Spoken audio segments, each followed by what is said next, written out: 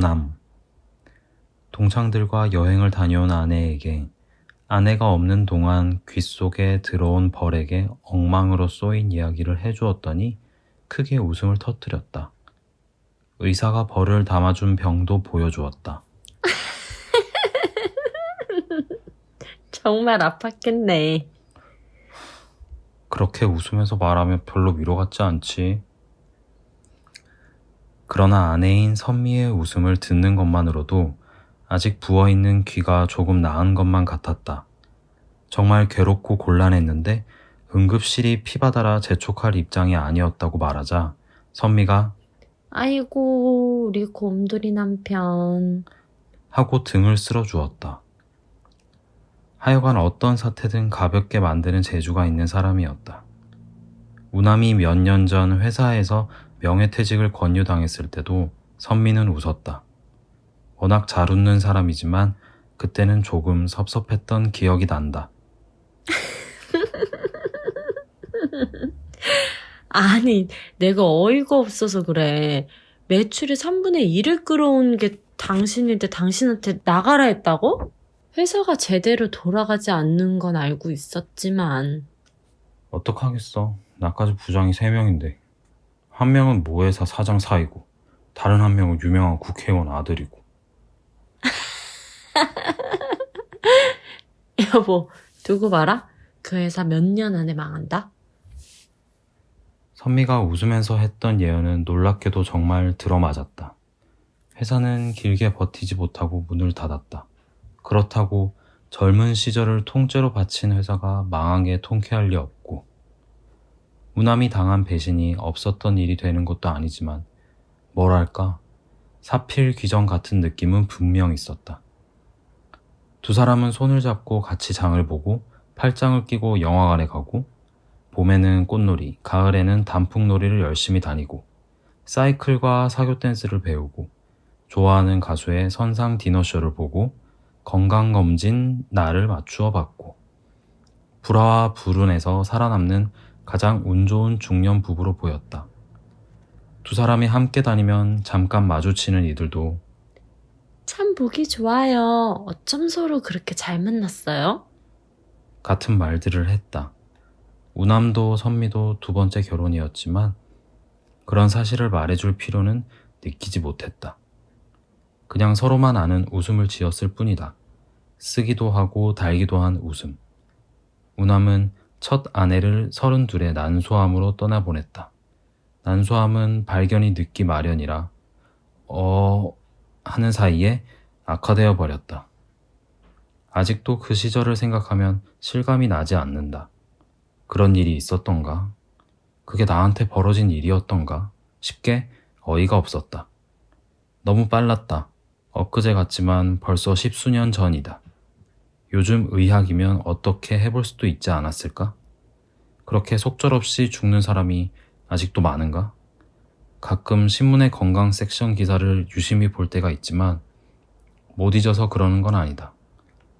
첫 아내는 7살 된 딸을 남겨놓고 갔는데 딸애는 친가와 외가를 오가며 자라선지 외로움을 많이 타고 예민한 성격으로 컸다. 우남이 일하다가 만난 선미에게 반해 재혼을 결심했을 때 제일 걱정했던 게 딸아이였다. 그때 선미는 선미가 아니었다. 최근에 이름을 바꾸었다. 진말숙에서 진선미로. 너무 미스코리아 같은 이름이 아닌가. 우남은 갸우뚱했지만 선미에게 티를 내진 않았다. 젊은 시절에는 2겹이었다가 최근엔 4겹 정도가 된 부드러운 쌍꺼풀에 세련되기 그지없는 회색 아이섀도우. 만날 때마다 매는 방식이 달라지는 실크 스카프가 인상 깊었다. 우남은 선미를 만날 때마다 대통령 영부인보다 아름답게 하고 다니는구나. 거의 충격을 받았었다. 말숙이 뭐람? 나 같은 여자에게 말숙이라니. 이 명함 딱 떨어지면 그때 개명 신청을 할 거야. 참을 때까지 참았어. 귀찮아서 미뤘지만 정말 바꿀 거야.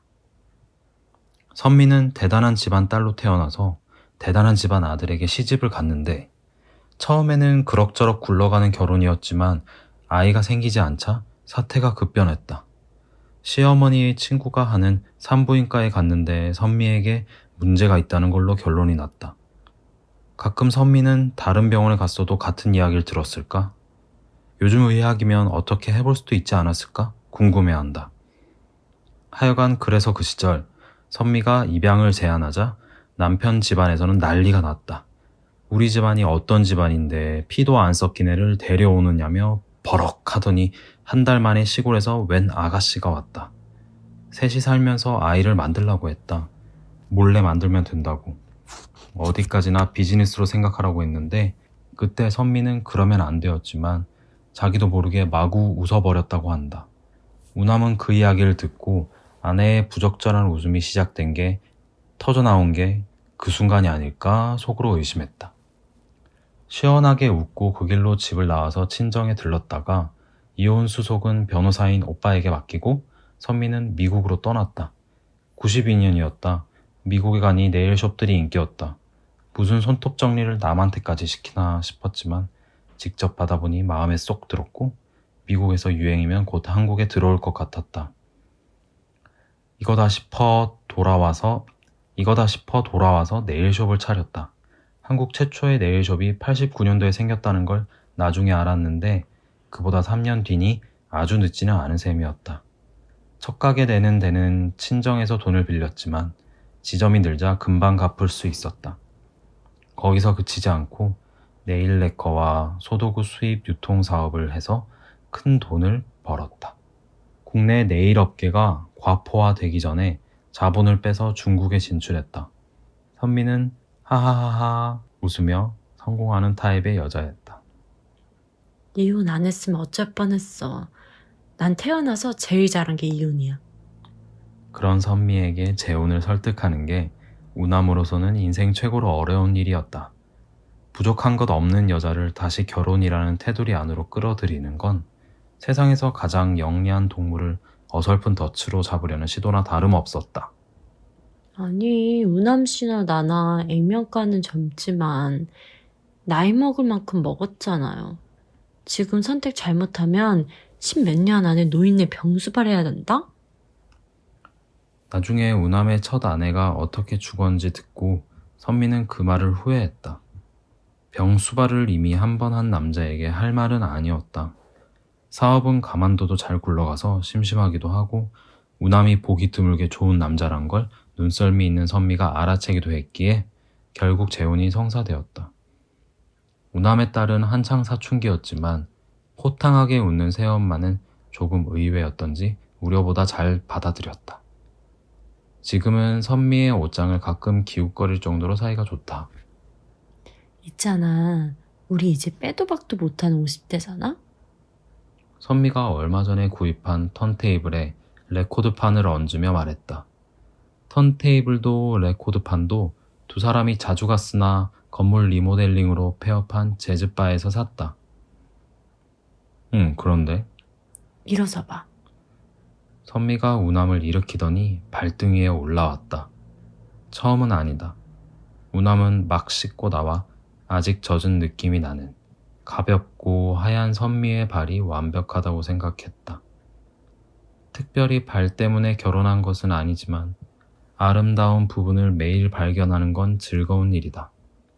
아내를 발등위에 싣고 춤추기 시작했다. 하와이 가고 싶어.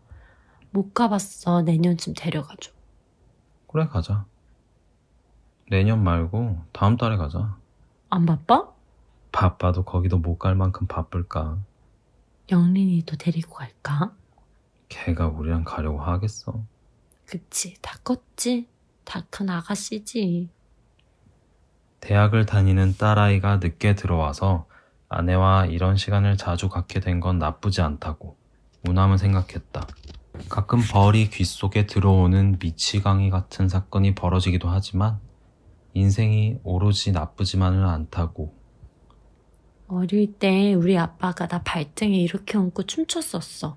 사랑받는 딸이었지. 우리 아빠도. 응? 왜? 나도 사랑받는 아들이었어. 못 믿겠어?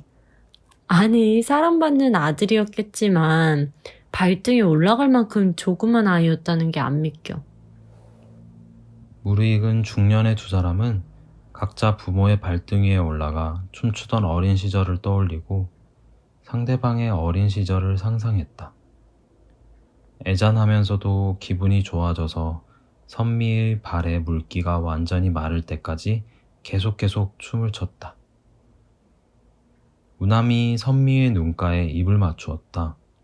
고개를 숙이느라 애썼더니 귓속이 조금 당겼다. 언젠가 선미의 쌍꺼풀이 5겹이 되고 6겹이 되더라도 아름다울 거라는 생각이 들었다.